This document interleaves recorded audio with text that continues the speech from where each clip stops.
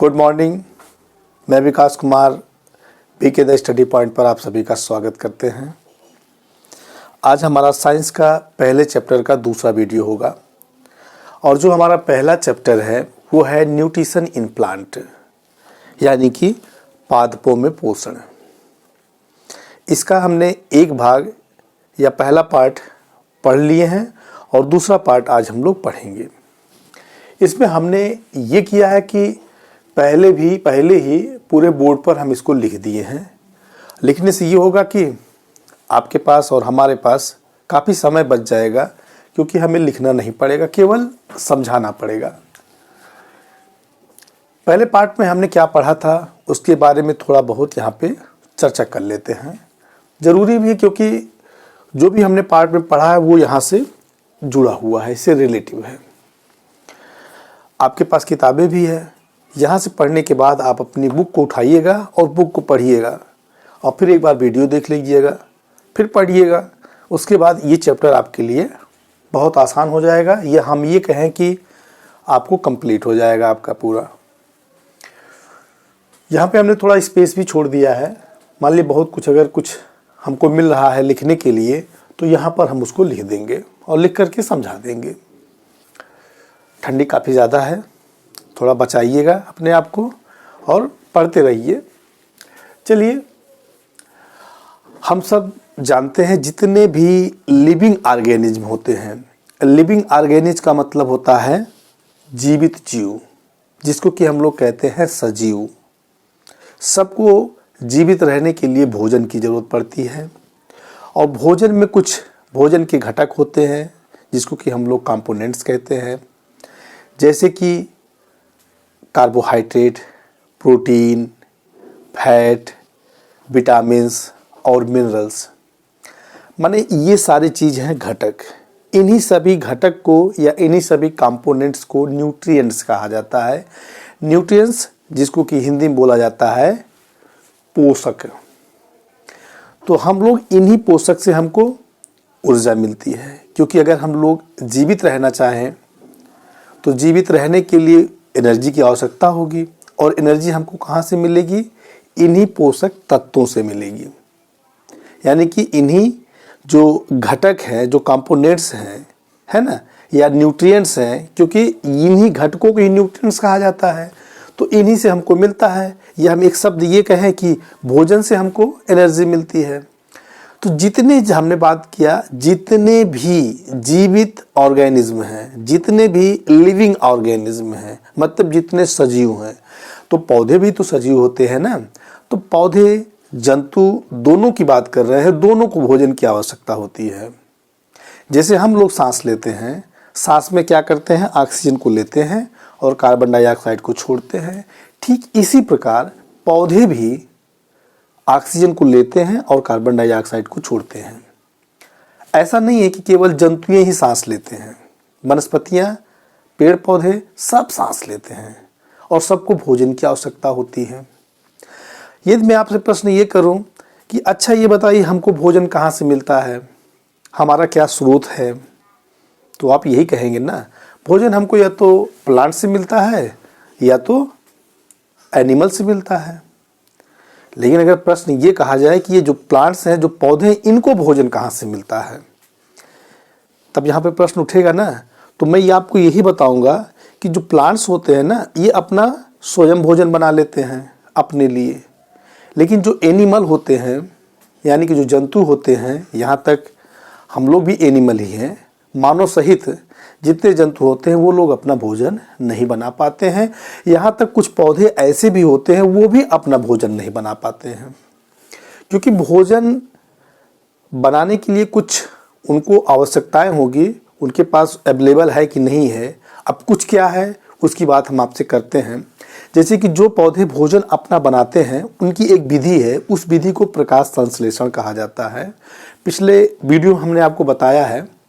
और प्रकाश संश्लेषण करने के लिए, प्रकाश संश्लेषण जो क्रिया होती है, इसको संपन्न होने के लिए कुछ उनके पास आवश्यक क्राइटेरिया है। जैसे उनको कार्बन डाइऑक्साइड मिल जाए, उनको पानी मिल जाए, और ऐसे पौधे जिसमें क्लोरोफिल हो और बाकी सूर्य के प्रकाश से ये अपना भोजन बना लेते हैं, थोड़ा हम उस पर जिक्र कर रहे हैं आपसे। तो ये क्राइटेरिया है जिन पौधों में क्लोरोफिल है ही नहीं, या क्लोरोफिल है तो उनको पानी उपलब्ध नहीं हो पा रहा है किसी कारणवश, तो वो अपना भोजन स्वयं नहीं बना पाएंगे। तो वो क्या करेंगे, दूसरे पौधों से या दूसरे जंतुओं से अपना भोजन ले लेते हैं। अब चलिए हम बात करते हैं कि जो पिछले टॉपिक में हमने पढ़ाया यही था कि जो mode of nutrition in plant में जो पोषण की विधियां हैं इसके बारे में बात किया था। और पोषण की विधियों के बारे में अगर बात करें तो जैसे पोषण किसे कहा जाता है, उसके बाद स्वपोषण क्या है, स्वपोषी क्या है ना। तो इंग्लिश में अगर हम इसको बताएं तो पोषण का मतलब होता है न्यूट्रिशन। तो जहाँ तक बात करते हैं न्यूट्रिशन में होता क्या है, जितने भी लिविंग ऑर्गेनिज्म हैं वो किस प्रकार भोजन को लेते हैं और फिर उसका कैसे उपयोग करते हैं, इसकी जो विधि होती है उसी को न्यूट्रिशन कहा जाता है, यानी कि पोषण कहा जाता है। लेकिन कुछ पौधे ऐसे होते हैं जो अपने आप भोजन बनाते हैं, और वो जो अपने आप भोजन बनाते हैं, जिस विधि से अपने आप अपने लिए भोजन बनाते हैं, उनको कहा जाता है ऑटोट्रॉपिक। ऑटोट्रॉपिक मतलब होता है कि स्वपोषण। लेकिन ऐसे पौधे जो अपना भोजन स्वयं बनाते हैं, देखिए दो चीज़ है यहाँ पर, हम आपको यहाँ पे बता रहे हैं। ये देखिए क्या है, एक तो न्यूट्रिशन है, दूसरा है ऑटोट्रॉफ्स।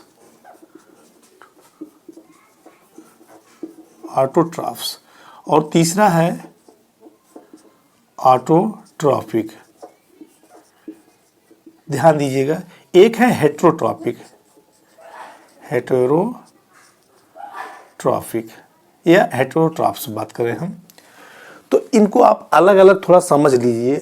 ये न्यूट्रिशन क्या होता है, ये न्यूट्रिशन वो है कि जितने भी सजीव हैं, न्यूट्रिशन का मतलब होता है पोषण, ठीक है।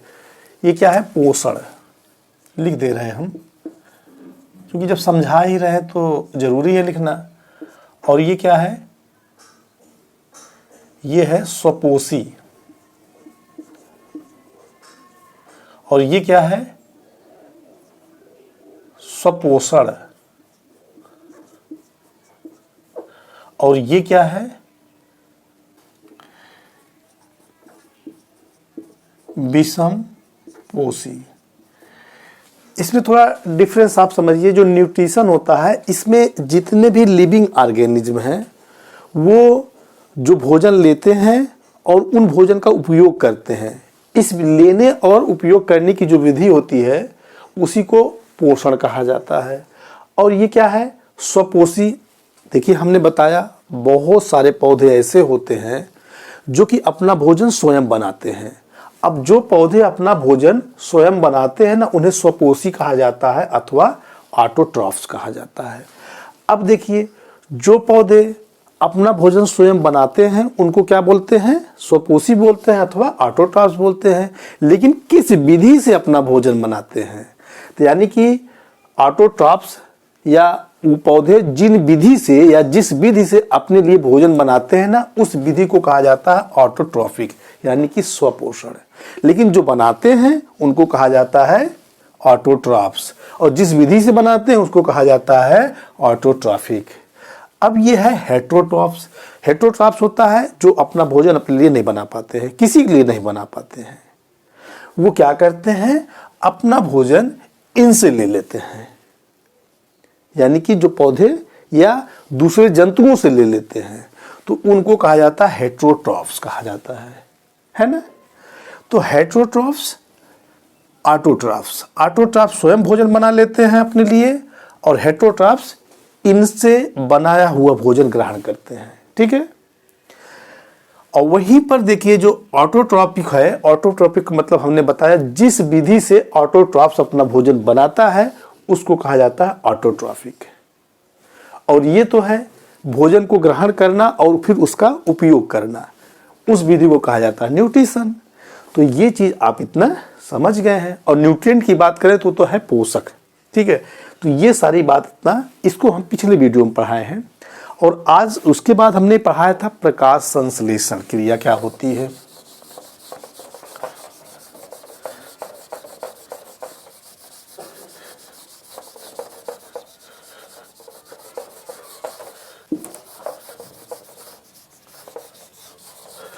देखिए, प्रकाश संश्लेषण विधि या फोटोसिंथेसिस विधि के द्वारा ही जो पौधे हैं अपना भोजन बनाते हैं। सिंपल सी बात है। इन सब की जिक्र हमने पहले वीडियो में कर लिया है, लेकिन थोड़ा सा हम यहाँ पर आपको इसको रिकैप कर रहे हैं, थोड़ा सा समझा दें। 5 मिनट 6 मिनट जो भी लगे, 2-3 मिनट, तो बातें जो है काफ़ी अच्छी हो जाएगी। ये सब चीज़ बहुत आसानी से समझ जाएंगे, ज़्यादा समय नहीं लगेगा। चलिए, जो फोटोसिंथेसिस क्रिया में क्या होता है, ऐसे पौधे अपना भोजन बनाते हैं जिनकी पत्तियां या जिसमें हरे पिगमेंट्स होते हैं, ग्रीन पिगमेंट्स। ग्रीन पिगमेंट्स मतलब होता है हरित लवक होता है, जिसको कि हम लोग क्लोरोफिल कहते हैं। क्या कहते हैं? क्लोरोफिल। ठीक है। अब क्लोरोफिल केवल रहे तब अपना भोजन स्वयं नहीं बना पाएंगे, इसके लिए उनके पास आना चाहिए पानी। ठीक है। इसका क्योंकि एक फार्मूला है जिस माध्यम से भोजन बनाते हैं, हम आपको बता दें। ये है कार्बन डाइऑक्साइड, ये है पानी। ठीक है। अब इसमें होना क्या चाहिए? क्लोरोफिल होना चाहिए, इसकी बात हम कर रहे हैं। और सनलाइट होना चाहिए, यानी कि सूर्य का प्रकाश। ये बनाते हैं ग्लूकोज यानी कार्बोहाइड्रेट C6H12O6 और साथ में ऑक्सीजन भी निकालते हैं। ठीक है।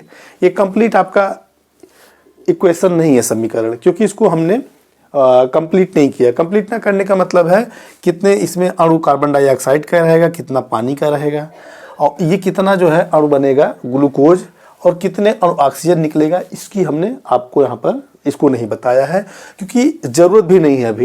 अभी अगर बताएंगे तो शायद कन्फ्यूजन ज़्यादा होगा। तो अब ऐसे पौधे जो हरे हों, ठीक है, उनके पास पानी भी पहुंच जाए, पानी पहुंच जाए, और उनके पास कार्बन डाइऑक्साइड पहुंच जाए, और सूर्य का प्रकाश भी होना चाहिए। इन चारों में से अगर कोई भी कमी हुई, एक नहीं मिला, तो वो अपना भोजन नहीं बना पाएंगे। फोटोसिंथेसिस क्रिया में यही एक बात है कि अगर ये चारों चीज़, क्लोरोफिल, सनलाइट, कार्बन डाइऑक्साइड और पानी, अगर चारों के चारों चीज़ नहीं मिलेगा तो अपना भोजन नहीं बना पाएंगे। मान लीजिए इनको ये मिला, ये मिला, ये मिला, लेकिन पानी ही नहीं मिला, तो कैसे खाना बनाएंगे? मान लीजिए कि इनको ये तीनों मिल गया, लेकिन क्लोरोफिल है ही नहीं, तब भी खाना नहीं बना पाएंगे। अब हम आपको बता दें, जैसे क्लोरोफिल है, क्लोरोफिल का काम क्या है? क्लोरोफिल पहली बात तो एक ग्रीन पिगमेंट होता है, माने कि हरा रंगक होता है। ठीक है।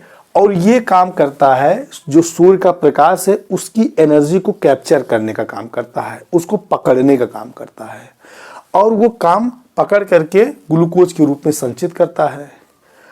ये कार्बन डाइऑक्साइड कहाँ इसको मिलता है? कहाँ से? कार्बन डाइऑक्साइड एटमॉस्फेयर से मिलता है। एटमॉस्फेयर में बहुत सारी गैसें हैं, इसमें सबसे ज़्यादा मात्रा में देखा जाए तो नाइट्रोजन है। नाइट्रोजन कितना परसेंट है? नाइट्रोजन है 78.1%। अगर हम नाइट्रोजन की बात करें तो 78.1% है, क्योंकि अभी इसकी जिक्र करेंगे आगे हम। और ऑक्सीजन कितना है? ऑक्सीजन की बात करें तो यहाँ पर 20.95% है। कहीं कहीं आप 21% पाएंगे, क्योंकि ये 20 मतलब काफ़ी क्लोज है 21 के पास, लेकिन इसीलिए लिखा है इसको 20.95%। अगर हम कार्बन डाइऑक्साइड की बात करते हैं तो कार्बन डाइऑक्साइड है 0.03% से लेकर के 0.04% तक है। तो और भी सारा गैसें हैं इसमें। तो ज़्यादा मात्रा में देखा जाए एटमॉस्फेयर में तो उसमें नाइट्रोजन की ज़्यादा मात्रा है, बल्कि कार्बन डाइऑक्साइड की इन दोनों की तुलना में काफ़ी कम है। लेकिन ये जो है पत्ती जो है, पत्ती में क्या होता है, एकदम निचली सतह पर छोटे छोटे छिद्र होते हैं, जिसको कि इंग्लिश में पोर कहते हैं। इन क्षेत्र को अगर साइंस की भाषा में कहा जाए तो इनको स्टोमा कहा जाता है। स्टोमा का मतलब होता है रंध्र। स्टोमा सिंगुलर है, लेकिन आपको ज़्यादातर स्टोमेटा पाएंगे। स्टोमेटा मतलब उस पत्ती में बहुत सारे छिद्र हैं, बहुत सारे रंध्र हैं, इसलिए उनको स्टोमेटा कहते हैं। स्टोमेटा प्लूरल है और स्टोमा क्या है, सिंगुलर है। तो उस स्टोमा के द्वारा क्या होता है, कार्बन डाइऑक्साइड एटमॉस्फेयर से ले लेते हैं और जब भोजन बनाते हैं तो भोजन उसी पौधे में संचित हो जाती है, माने कि उसी में इकट्ठा हो जाता है, उसी में रख लिया जाता है ग्लूकोज के रूप में, और साथ में बनता है ऑक्सीजन। ऑक्सीजन गैस फिर उसी स्टोमा से ही बाहर निकल आता है, रंध्र से। बात समझ में आ रही ना। तो और पानी कहाँ से मिलता है, पानी जो है पौधे अपने जड़ से उसको एब्जॉर्ब कर लेते हैं। एब्जॉर्ब करने के बाद उसको फिर ट्रांसपोर्ट कर देते हैं, मतलब पहुंचा देते हैं पत्तियों तक। अगर एक्सेस पानी हो गया, मतलब ज़्यादा मात्रा में पानी हो गया, तो क्या करेगा ये भाई, जड़ का काम है पानी सोख रहा है, सोख करके या हम कहें उसको एब्जॉर्ब करके पत्तियों तक पहुंचा रहा है, क्योंकि पत्ती सबसे लास्ट पहुंचता है ना, तो वहां तक पहुंचा रहा है। वहां पर भोजन बनाया, अब भोजन बनाने के बाद कुछ पानी बच गया, तो उस पानी को क्या करेगा, वो भी इसी रंध्र के द्वारा, जो स्टोमा है, स्टोमा के द्वारा ही बाहर निकाल देता है, जिसको हम लोग कहते हैं वातपोत्सर्जन, है ना। वातपोत्सर्जन क्रिया के द्वारा स्टोमा के ही रास्ते से पूरा फिर ये पानी एटमॉस्फेयर में पहुंच जाता है। बात समझ में आई बात। और बाकी जो पानी है उसका इस्तेमाल कर लिए हैं ये भोजन बनाने के लिए, यानी फूड बनाने के लिए। तो यही एक विधि है जिसके द्वारा जो पौधे होते हैं अपना भोजन स्वयं बनाते हैं। तो यहाँ तक बात समझ में आ गई। और बनाते क्या है भोजन में, कार्बोहाइड्रेट बनाते हैं, है ना, जिसको ग्लूकोज कहा जाता है। तो अब ये प्रश्न उठता है कि क्या जो पौधे होते हैं प्रकाश संश्लेषण क्रिया में केवल कार्बोहाइड्रेट को ही बनाते हैं, यही प्रश्न उठता है। क्योंकि यहाँ पर जो हमारा आज का जो टॉपिक है, जो बचा है, यहाँ से स्टार्ट होता है। तो यहाँ पर देखिए हमने लिखा है synthesis of plants food other than carbohydrate. समझ में आई। ये समझिए, लिखा है ना यहाँ पे, क्या लिखे हैं इसको, synthesis of plant food other than carbohydrate. इसका मतलब है पादपों में कार्बोहाइड्रेट के अतिरिक्त अन्य खाद्यों का संश्लेषण। ठीक है, मतलब जो प्रश्न ये उठता है कि प्रकाश संश्लेषण क्रिया में जो पादप होते हैं ये कार्बोहाइड्रेट को बनाते हैं, तो प्रश्न ये उठता है कि क्या कार्बोहाइड्रेट के अलावा भी कुछ बनाते हैं। तो जी हाँ, बनाते हैं। जैसे क्या बनाते हैं, जैसे प्रोटीन बनाते हैं, जैसे फैट्स बनाते हैं, जैसे विटामिन भी बनाते हैं, लेकिन मिनरल्स नहीं बनाते हैं। तो विटामिन भी बनाते हैं तो कौन बनाएगा, पौधे ही बनाएंगे ना। क्योंकि आप अगर विटामिन बात मैं आपसे करूं कि विटामिन सी आपको कहाँ से मिलता है, तो आप कहेंगे नींबू से मिलता है। तो नींबू क्या है, नींबू पेड़ है ना, एक प्लांट ही तो है ना, नींबू वहाँ से मिला। हम कहें आपको विटामिन ए कहाँ से मिलता था, आप बहुत आराम से कहेंगे विटामिन ए हमको गाजर से मिलता है। तो गाजर कहाँ से आएगा, एक प्लांट ही तो है। इसका मतलब विटामिन भी बनाता है ना। गेहूँ, आप गेहूँ खाएंगे तो आपको क्या मिलेगा, आपको प्रोटीन कहाँ से मिलेगा, आप रोटी खा लिए, हालांकि रोटी से कार्बोहाइड्रेट भी मिलता है। आप गेहूं से प्रोटीन पाएंगे, या दाल है, दाल से आपको कहाँ मिलेगा, दाल भाई प्लांट से ही मिलेगा हमको दाल, और वो भी प्लांट से मिल रहा है, उसमें क्या है, प्रोटीन है। तो इसका मतलब है कि जो कार्बोहाइड्रेट के अतिरिक्त भी खाद्य पदार्थों का निर्माण करते हैं, और उसको निर्माण करने के लिए जैसे हमने, एक मिनट,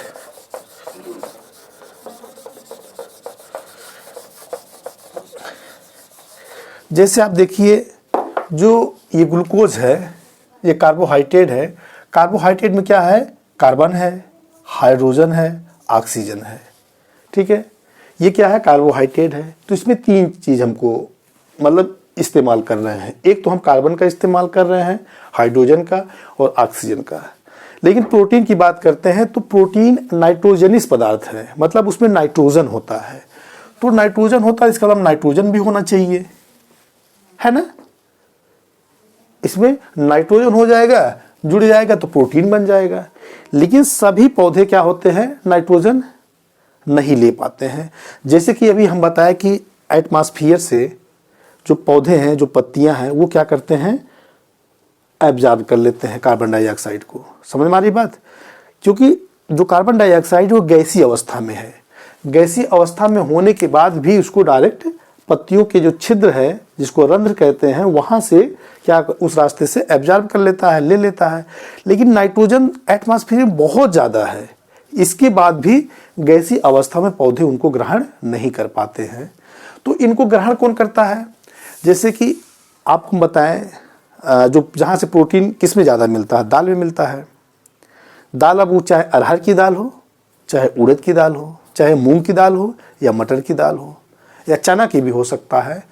तो यहाँ से क्या होता है, इन पौधों में जो दलहनी फसल है, इनके पौधों की जड़ों में छोटा छोटा छिद्र होता है। उस छिद्र में एक बैक्टीरिया होती है जिसका नाम है, जिसको कि आपको बता दें कि राइजोबियम कहा जाता है हिसाब से। तो वो क्या होता है, बैक्टीरिया ये सीधे, एक बात और जान लीजिए, डायरेक्ट गैसीय अवस्था में नाइट्रोजन को पौधे पत्तियों के माध्यम से नहीं ले पाते हैं, ये नाइट्रेट अवस्था में लेते हैं। तो जो ये जड़ में जो बैक्टीरिया होती है, वो वायुमंडल की जो नाइट्रोजन है उसको नाइट्रेट में बदल देता है, और वो नाइट्रेट फिर पानी के साथ साथ पौधों में या पत्तियों तक पहुंच जाता है, तब वो बना लेते हैं प्रोटीन।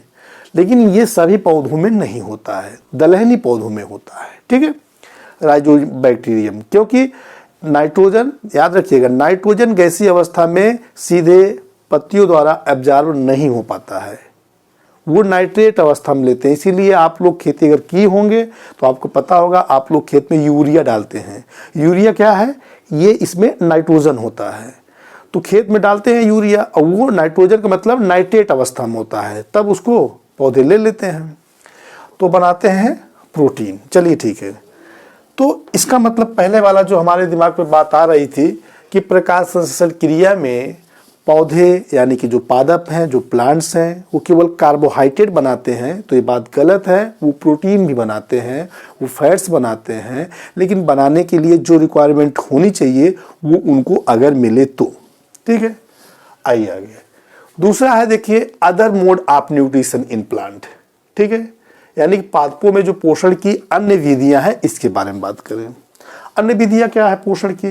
भाई, जो पौधे अपना भोजन बना लिए वो तो बना लिए और बना के अपना इस्तेमाल कर रहे हैं, लेकिन बहुत सारे पौधे होते हैं उनके पास ये सारे सामान, जैसे क्लोरोफिल है, सूर्य का प्रकाश है, पानी है, कार्बन डाइऑक्साइड या नाइट्रोजन, ये सब नहीं मिल पाता है।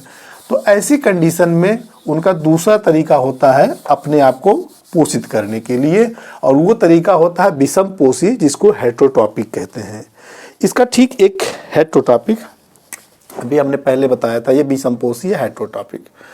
इसका सबसे अच्छा एक एग्जाम्पल आप ले लीजिए, एक है कसकटा, जिसको कि अमरबेल कहते हैं। देखिए, यह है कसकटा, ठीक है, अमरबेल आपके बुक में है, वहाँ पे आप देख सकते हैं, नहीं तो उसी का फिगर हम यहाँ पे दिखा दे रहे हैं। तो ये जो कसकटा है, अमरबेल है, इसकी बात आपको बताएं तो ये पतली पतली एकदम धागे समान या तार के समान आपको देखेंगे, पूरा पौधे पर घेरे रखेगा, दिख भी रहा है।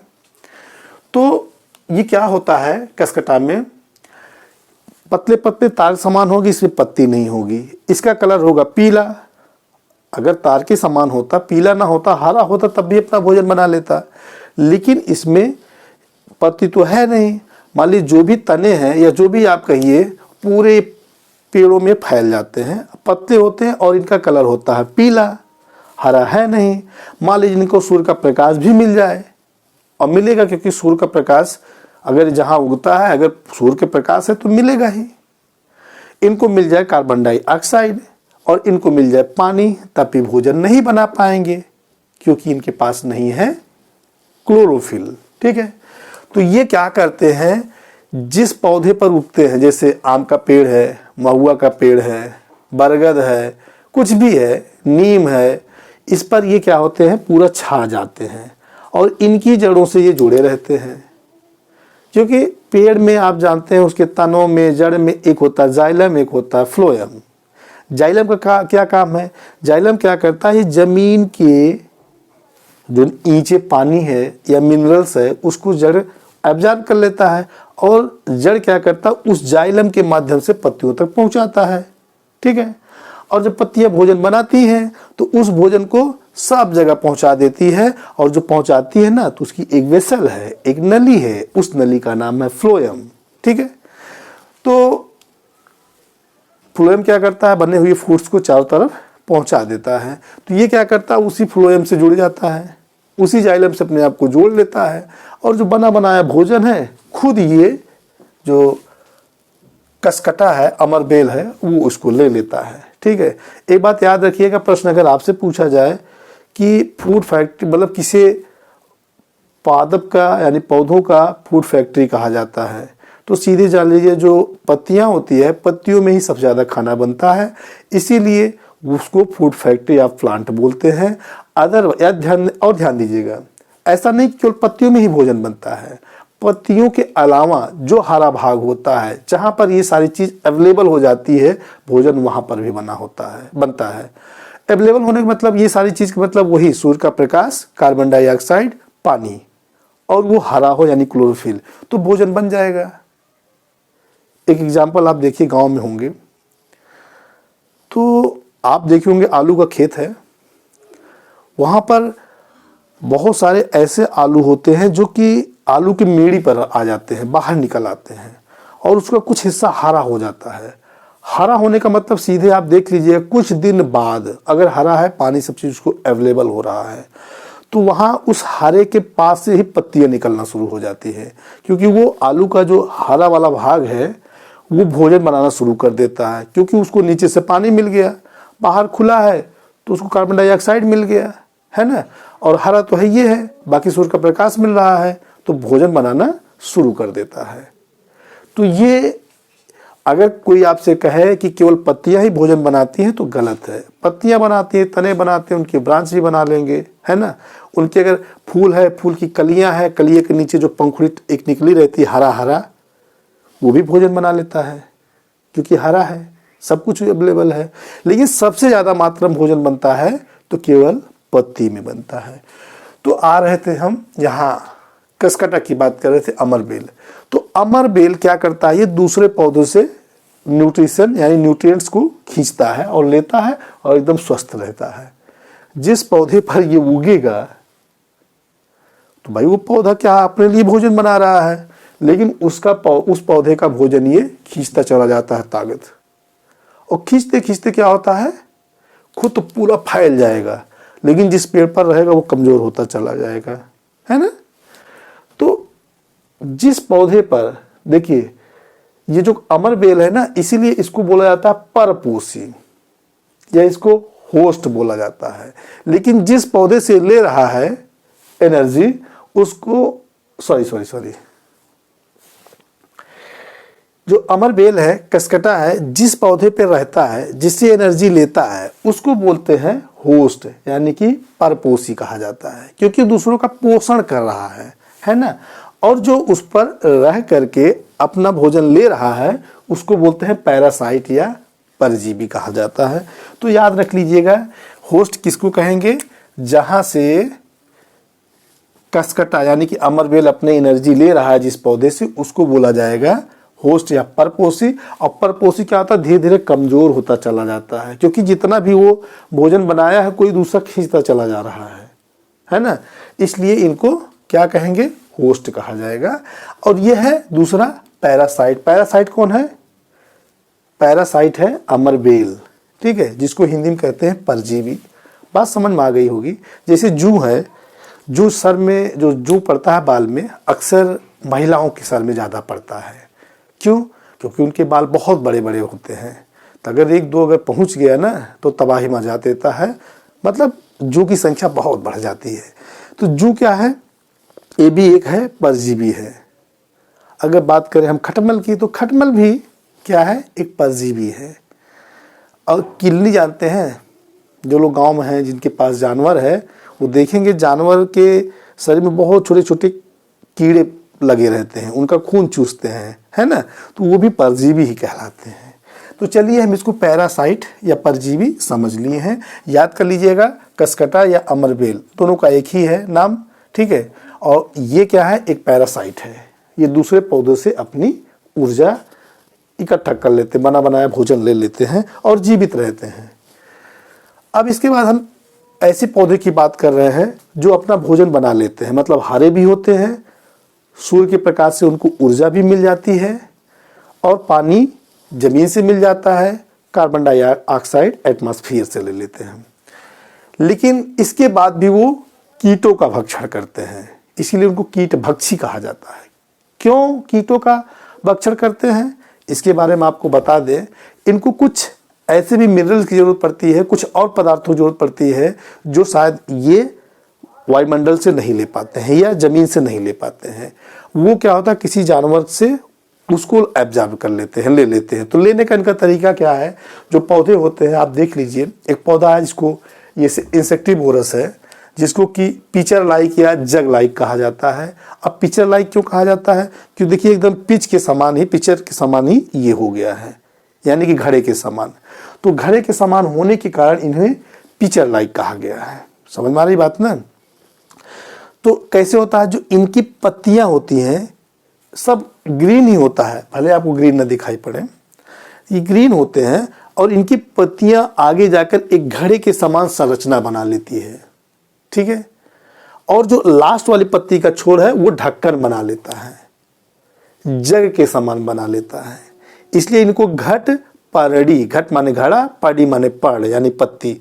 तो जो पत्तियां होती है वो घड़ा बना लेती हैं और बड़ा अच्छा लगता है जब इस पे कोई मच्छर कीड़ा मकोड़ा इस पे जब बैठता है ना, जिसके अंदर होते हैं रूम, और रूम नीचे की तरफ झुके होते हैं तो थोड़ा फिसल जाते हैं कीड़े, और ऊपर से जो ढकना है ना वो बंद भी कर लेता है। अब फंस गया उसमें कीड़ा, जब कीड़ा उस पर फंस गया तो इनके जो घड़ा है, घड़े की दीवार से एक पाचक रस निकलता है। क्या निकलता है, डाइजेस्टिव फूड, डाइजेस्टिव जूस निकलता है, डाइजेस्टिव जूस निकलता है, ठीक है। अब ये जो डाइजेस्टिव जूस होता है ना, इसको क्या करता है, इसको धीरे धीरे करके उस कीड़े को डाइजेस्ट कर लेता है, पचा लेता है, और जो उसको मिनरल्स या जो भी पदार्थ इसको चाहिए, जिसको मैंने बताया नाइट्रोजन के, वास्तव में ये पौधा वहीं उगता है जहाँ नाइट्रोजन की कमी होती है, ये नाइट्रोजन नहीं पाता है। इसीलिए ये क्या करता है, कीड़ों से अपनी जो आवश्यकता है उनकी, मतलब जितना वो उतना ले लेता है।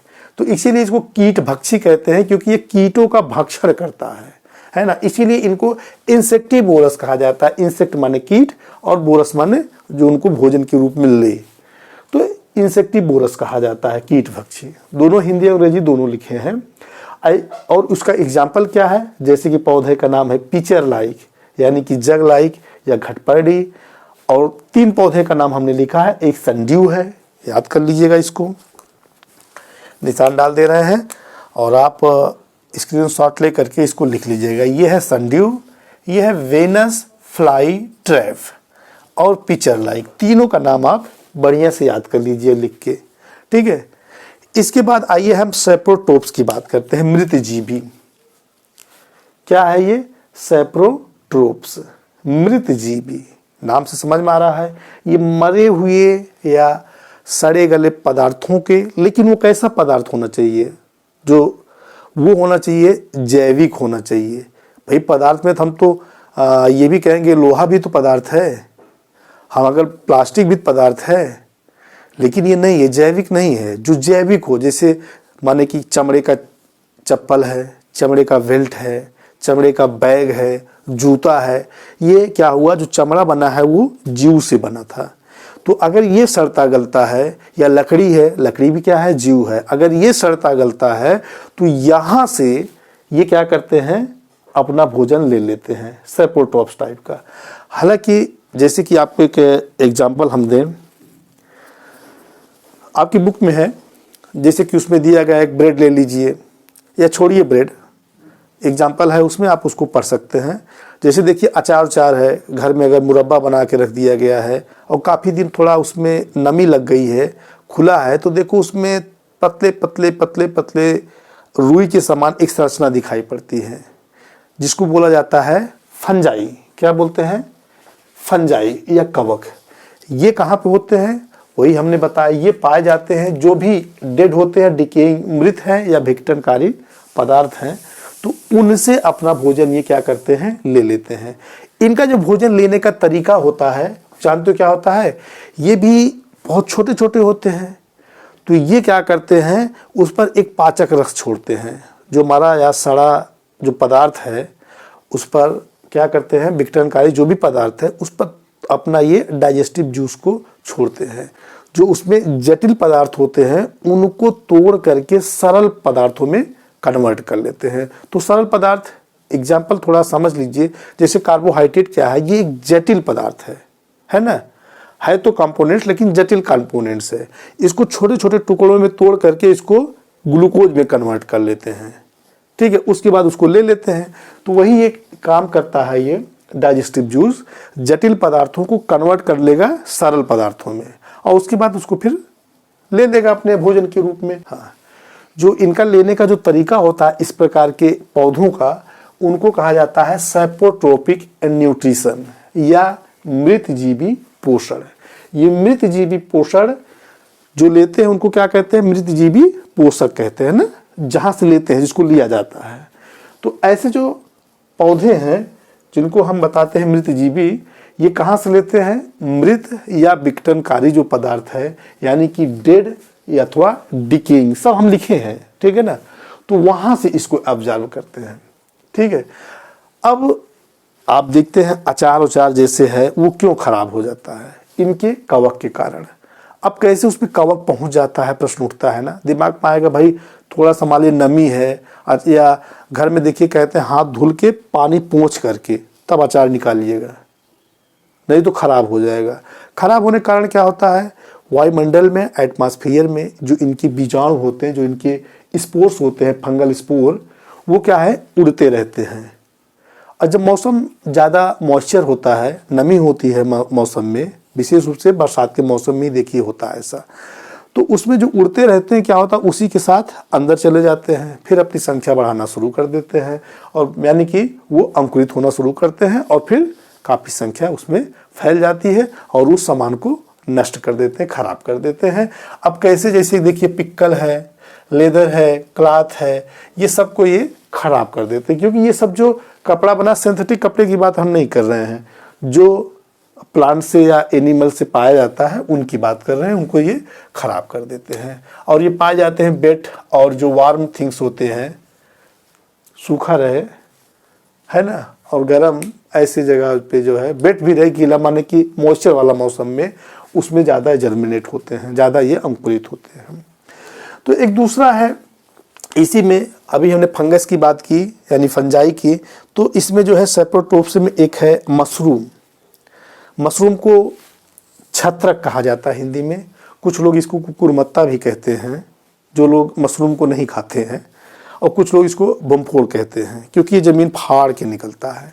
निकलता क्या, नीचे खोखली ज़मीन होती है, वहाँ पे सड़े गड़े पदार्थ होते हैं, सड़ते हैं, और बरसात के मौसम में क्या होता है, थोड़ा वो ज़मीन गीली हो जाती है ना, भुरभुरी हो जाती, तो आराम से फाड़ के निकल आता है, इसलिए भूमि फोड़ कहते हैं इसको। और बाकी इसकी खेती बहुत बड़े पैमाने पर किया जाता है।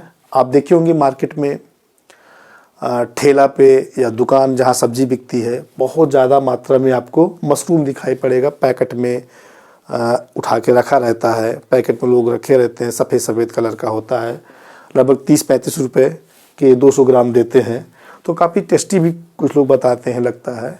तो जो मशरूम होता है देखिए, इसमें सफ़ेद रंग का होता है या काला हो जाएगा, थोड़ा काफ़ी दिन पड़ा रहेगा, लेकिन ये क्या होता है, इसमें जो बात समझने वाली बात है, वो हरा नहीं होता है, सफ़ेद होता है, यानी कि उसमें क्लोरोफिल नहीं पाया जाता है।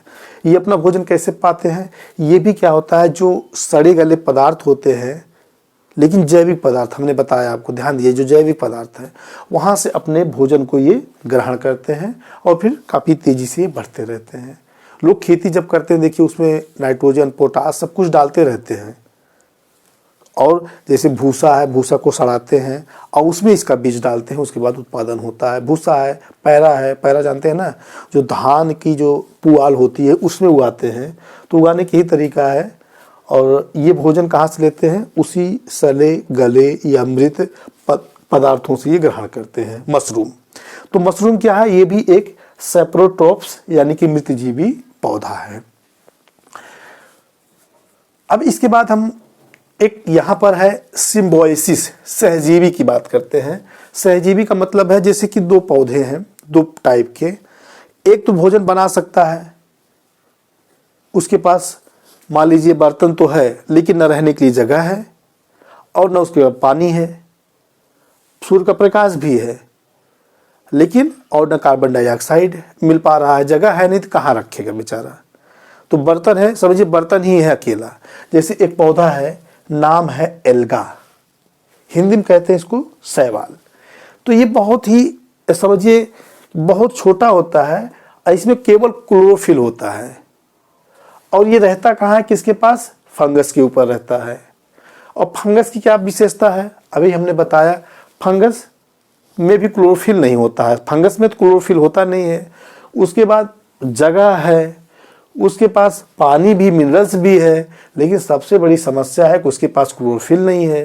कि क्लोरोफिल इनका है, इनके पास सूर्य का प्रकाश हर जगह मान लीजिए मिल जाएगा, कार्बन डाइऑक्साइड भी मिल जाएगा, वायुमंडल में है, लेकिन रहेंगे कहाँ ये। तो ये जो फंगस हैं ये एल्गा को रहने के लिए जगह देते हैं, यानी कि शेल्टर देते हैं, और साथ में पानी उपलब्ध कराते हैं, मिनरल्स उपलब्ध कराते हैं। बाकी वायुमंडल में कार्बन डाइऑक्साइड है ये है, तो वहाँ से कार्बन डाइऑक्साइड ले लेते हैं और बनाते हैं भोजन एल्गा, और खुद खाते हैं, खिलाते हैं फंगस को भी। तो दोनों लोग साथ साथ रहते हैं, मतलब फंगस एल्गा को रहने की जगह देते हैं और एल्गा खाना बनाते हैं, और खाना दोनों लोग मिलकर रहते हैं। इस बात को क्या कहेंगे, सहजीवी, माने मिल करके जीवित रह रहे हैं, तो ये सहजीवी हैं दोनों। इसका सबसे अच्छा एग्जाम्पल लाइकेन्स है। ये लाइकेन जो है एल्गा और फंगस से मिलकर बना, यानी कि जो शैवाल है और कवक दोनों मिलकर के बनते हैं। क्यों एक दोनों साथ रहते हैं, साथ रहने का यही कारण है कि फंगस शैवाल को यानी कि एल्गा को रहने के लिए जगह और पानी भी उपलब्ध कराता है, और बदले में एल्गा क्या करता है, भोजन फंगस को देता है। दोनों साथ साथ रहते हैं लाइकेन। आप काई देखे हैं ना, बरसात के मौसम में देखिए, कहीं पर देखिए बहुत ज़्यादा, चाहे छत पे देख लीजिए चाहे नीचे ज़मीन पे देख लीजिए, बहुत ज़्यादा काई होती है। काई इतना फिसलनदार होता है कि थोड़ी गलती आपकी चलते समय तो दोनों पैर ऊपर, मतलब समझ गए ना, तो ये स्थिति हो जाती है। तो ये एक सबसे अच्छा एग्जाम्पल है लाइकेन्स का, इसको याद कर लीजिएगा, बहुत ज़रूरी है और बहुत इंपॉर्टेंट है ये लाइकेन्स, ठीक है। अब प्रश्न ये उठता है कि जैसे मिट्टी में पोषक अगर खत्म हो जाए कि इसकी पूर्ति कैसे होगी, ये प्रश्न उठता है ना। तो किसान खेती करता है, आप देखे हैं, खेती करता रहता है, और उसमें पोषक की पूर्ति करता कैसे है, पोषक की जो पूर्ति करते हैं उसमें खाद डालते हैं, उर्वरक को डालते हैं, है ना।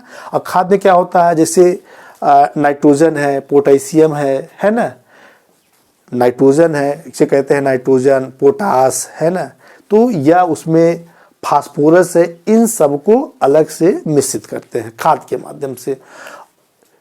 बात समझ में आ रही ना, कहाँ पूरा करेंगे, यही खाद और डाल के पूरा करेंगे। लेकिन मान लीजिए जहाँ पर नहीं है तो वहाँ पर मान लीजिए मिलता ही रहता है, क्योंकि वो पत्तियाँ फिर सड़ती हैं, गिरती हैं, उनको एनर्जी मिलती रहती है, कोई दिक्कत नहीं होता है। लेकिन जहाँ खेतों की बात करते हैं तो खेतों में अलग से इनको देना पड़ता है। नहीं तो हमने आपको बताया था, अभी बात भी किया है, जैसे कि नाइट्रोजन की कमी वाला जो क्षेत्र है, तो वहाँ पर अगर अरहर है या कुछ और उगा रहे हैं तो वो अपने आप नाइट्रोजन को ग्रहण कर लेता है नाइट्रेट के रूप में।